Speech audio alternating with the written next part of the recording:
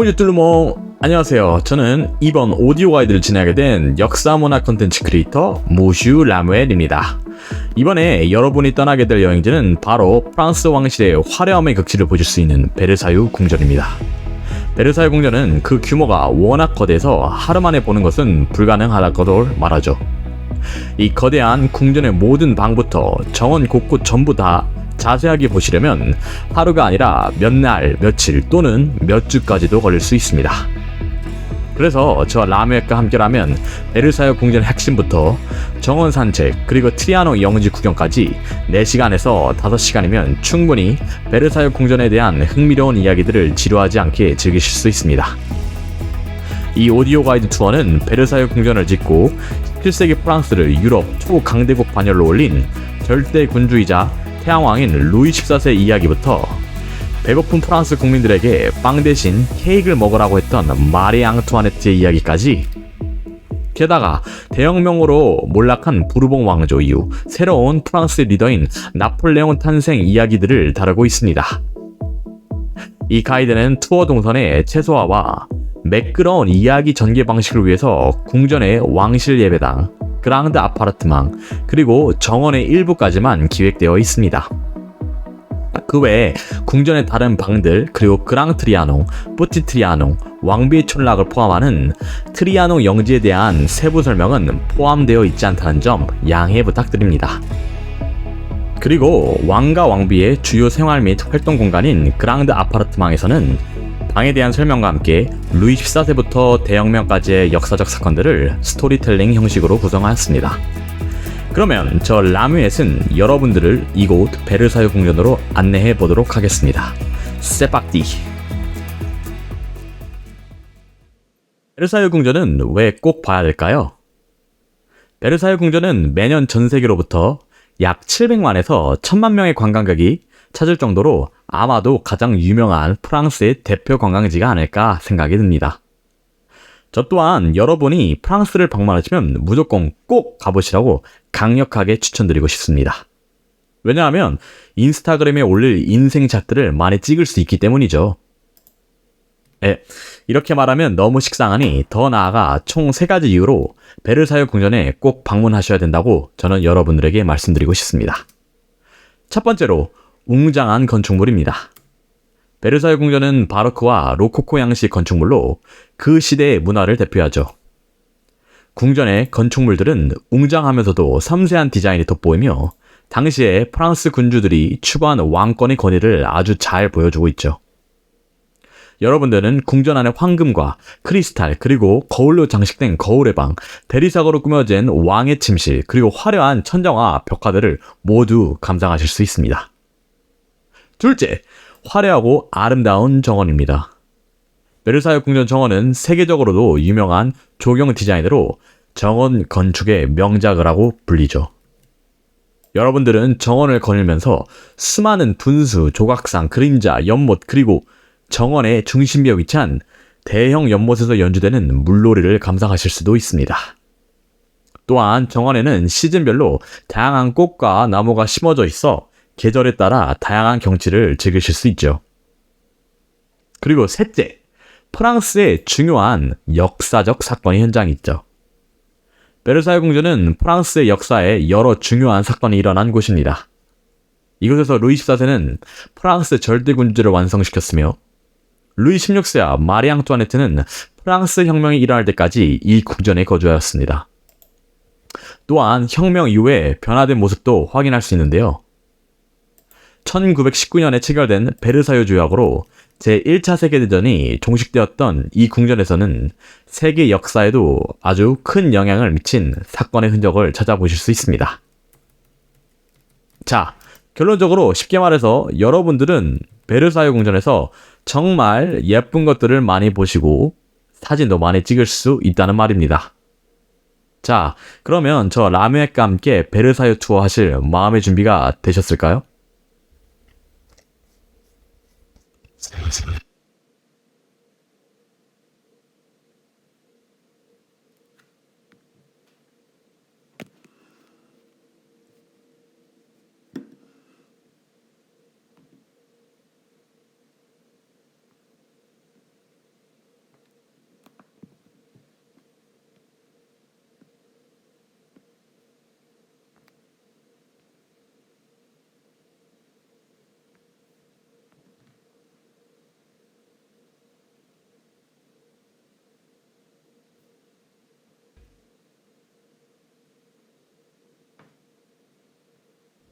여러분, 왜 하필 베르사유 궁전이 수도인 파리에서 한참 멀리 떨어져 있는지 궁금하시지 않았나요? 우리나라의 경복궁, 영국의 버킹엄 궁전, 일반적으로 우리가 생각하는 한 나라를 대표하는 궁전들은 수도에 위치하고 있는데 왜 프랑스를 대표하는 궁전인 이 베르사유 궁전은 파리에 있지 않는 걸까요? 그리고 루이 14세는 베르사유 궁전 이전에도 팔레로얄, 그리고 루브르 궁전, 퐁탄블르 궁전, 쌍제망월레성, 방스텐성 등 정말 다양한 궁전에서 살았는데 왜 굳이 이곳 베르사유를 고집하며 이렇게 거대하고 화려한 궁전을 지은 걸까요? 사실 이에 대한 이유에 대해서 정확하게 알려진 사실은 없습니다. 오로지 학자들의 역사적 추측들만 존재할 뿐이지요. 그래서 여기서 가장 잘 알려진 추측 몇 개를 한번 설명해 보도록 하겠습니다. 루이 14세가 베르사유 궁전을 지은 첫 번째 이유로는 루이 14세는 파리에 사는 것을 극도로 싫어했습니다. 아버지인 루이 13세가 일찍 죽고 어린 나이에 왕이 된 루이 14세는 왕위에 오르자마자 다사다난한 일들을 겪어야만 했는데요. 10대 시절 파리 중심부에 위치한 팔레로얄 궁전에 살았을 때는 프롱드난을 포함하는 각종 반란과 내전에 시달려 목숨이 위태로운 적이 한두 번이 아니었습니다. 이러한 혼란의 트라우마로 인해서 루이 14세는 파리에 대한 부정적인 기억들로만 가득 찰 수밖에 없었지요. 그리고 베르사유의 궁전을 지은 두 번째 이유로는 루이 14세는 자신의 권위와 명예를 대표하는 궁전을 바로 이곳 베르사유에 만들고 싶어 했습니다. 그런데 그거 알아요? 사실 베르사유 지역은 원래 늪지대였어요. 이러한 늪지대에 새로운 도시를 건설하고 거대한 궁전을 건설한다는 것 발상 자체가 획기적이었기보다는 완전히 잘못된 발상이었죠. 원래 이전 군주들은 궁전 또는 성들을 강 또는 하천 근처에 지었습니다. 그래야지 방어로서 기능도 되고 흐르는 강물로부터 식수도 쉽게 얻을 수 있었지요. 그래서 이러한 잘못된 발상인 만큼 루이 14세의 많은 신하들은 이러한 루이 14세의 결정을 반대했다고 알려져 있습니다. 그럼에도 불구하고 루이 14세가 누구입니까? 괜히 절대 군주 또는 태왕이라고 불린 게 아니겠습니까? 루이 14세는 결국 베르사유에 궁전과 도시를 건설하여 자신은 자연도 통제할 수 있다는 권위와 힘을 과시하고 싶어 했죠. 그리고 베르사유의 궁전을 지은 세 번째 이유로는 베르사유 지역은 전통적으로 왕실의 주요 사냥터였습니다. 루이 14세가 베르사유 궁전을 짓기 전 이곳 베르사유는 그의 행복한 유년 시절 추억이 서려 있는 곳이었죠. 그는 어릴 적 이곳에서 사냥을 즐기며 아버지인 루이 14세의 사냥료 별장에서 시간을 보내곤 했습니다. 그리고 루이 14세는 커서도 사냥을 매우 좋아했기 때문에 궁전을 이 지역에 건설하는 것이 어쩌면 그에게 유리한 선택이었을 수도 있죠. 이렇게 함으로써 왕실의 전통을 지키고 동시에 루이 14세가 즐기는 취미에도 편리하게 접근할 수 있었죠. 결론적으로 이러한 추측들을 종합해보면 정말 단순하게 말해서 루이 14세가 베르사유에 궁전을 지은 이유는 지극히 개인적인 취향이라고 볼 수밖에 없겠네요.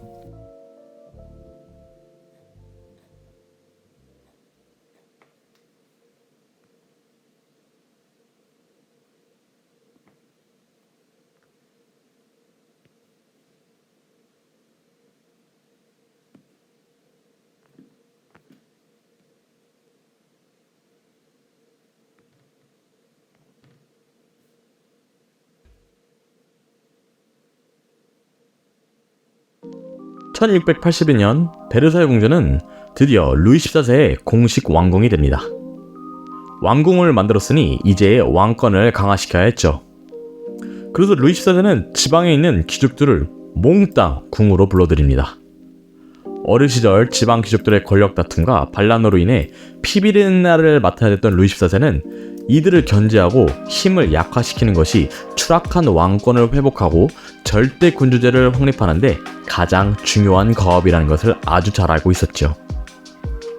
또한 루이 14세는 힘으로 이들을 제압하여 복종시키는 것에는 한계가 있다는 것을 선대 군주들을 통해서 알았습니다.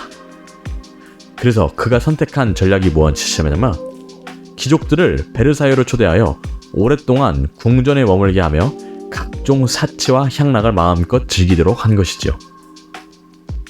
다시 말해 루이 14세는 귀족들을 본인들의 근거지인 지방에서 왕이 있는 베르사유로 불러내어 사치와 향락에 서서히 잠식시켜 자신들의 관할 지역에 대한 관심을 자연스럽게 못하도록 유도하였습니다.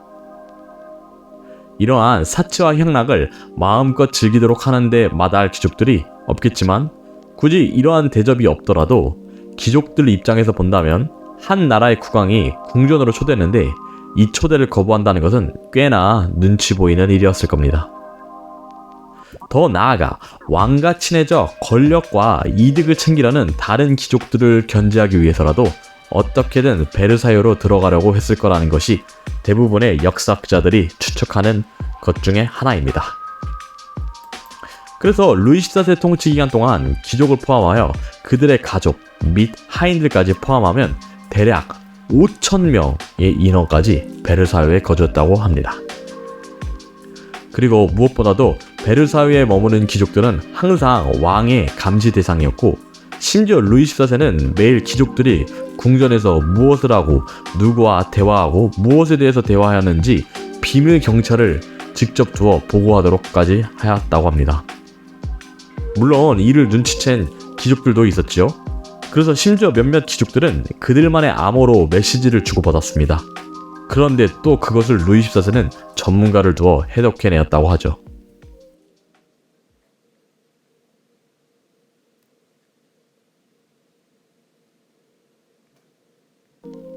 게다가 루이 14세는 베르사유 귀족들을 좀 더 효과적으로 길들이기 위해 에티켓이라고 불리는 아주 깐깐한 궁정 예법을 만들기도 했습니다. 네, 그 예절 예법을 의미하는 에티켓 맞습니다. 정확히는 베르사유 궁전에서 에티켓이 가지는 의미는 궁정 예법으로 시간이 지나며 점차 다양한 곳에서 사용되어지며 그 의미가 확장되어 지금은 지켜야 할 규칙 또는 예법의 의미를 가지게 되었습니다. 원래 옛 불어로 이 에티켓은 특정 안내 글귀가 적힌 표지판을 의미하였죠. 여러분들은 아시다시피 베르사유 궁전 정원에는 아주 잘 가꿔진 풀밭들이 많습니다. 이렇게 잘 가꿔진 푹신한 풀밭을 보면 누워보거나 앉아보고 싶은 것이 사람의 본능이겠죠. 그래서 베르사유에 살았던 귀족들은 날씨가 좋은 날 이러한 풀밭 위를 뛰거나 뒹굴며 시간을 보내곤 했습니다. 그러나 정원사 입장에서 자신이 힘들게 가꾼 풀밭 위를 뛰어다니고 뒹굴며 조경을 훼손하는 귀족들의 모습은 당연히 눈에 가셨습니다. 그래서 정원사는 풀밭 입장 금지라는 에티켓이라고 불리는 푯말을 세워 귀족들이 함부로 풀밭에 들어가는 것을 경고하였죠. 즉, 그래서 이때 이 에티켓이라는 단어가 풀밭 위로 걸어 다니지 마시오 라는 의미로 베르사유 내에서 통했습니다. 그럼에도 불구하고 이러한 에티켓은 잘 지켜지지가 않아서 루이 14세가 직접 풀밭 출입 금지라는 어명을 내리게 되죠. 그래서 이후 정원 풀밭 입장에서만 국한되었던 이 에티켓은 베르사유 궁전을 출입할 때 어디에 서 있고 무엇을 해야 되는지에 대한 궁정 예법으로 그 의미가 확장되게 됩니다. 그런데 무엇보다도 이 에티켓은 루이 14세가 귀족들을 효과적으로 길들이게 되는 방법이 되었습니다.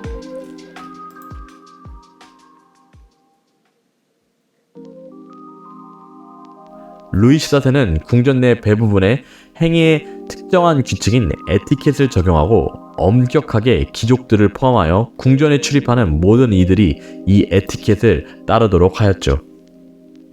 그리고 이 에티켓을 존중하지 않는 것은 곧 왕의 권위에 도전하는 것으로 간주하기도 하였습니다. 그래서 루이 14세는 궁전 내에 거주와 있는 귀족이 이 에티켓을 지키지 않을 시에는 가차없이 궁전 밖으로 추방시키기도 했습니다. 이렇게 베르사유 궁전에서 추방당하는 것은 귀족들 사이에서도 가장 큰 불명예이자 치욕으로 여겼다고 합니다. 베르사유 궁전의 에티켓 종류는 굉장히 세세하고 구체적일 정도로 다양하기도 하였는데요. 가장 대표적인 예로는 의자 사용에 관한 에티켓이 있습니다.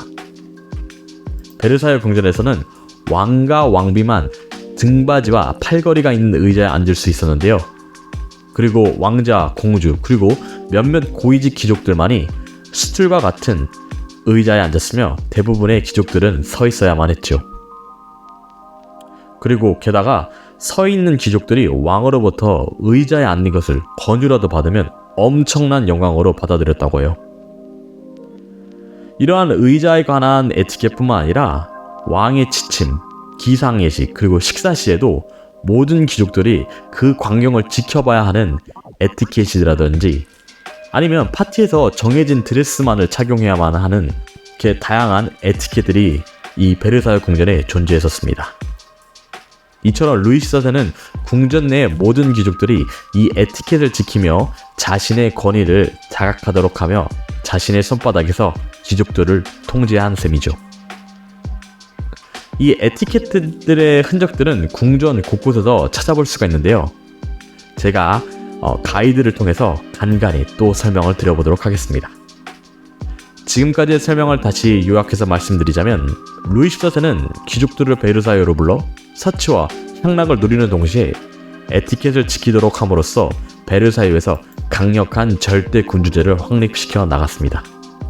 그리고 이러한 전략은 이후 유럽의 다른 왕실에서도 모방을 하게 되죠.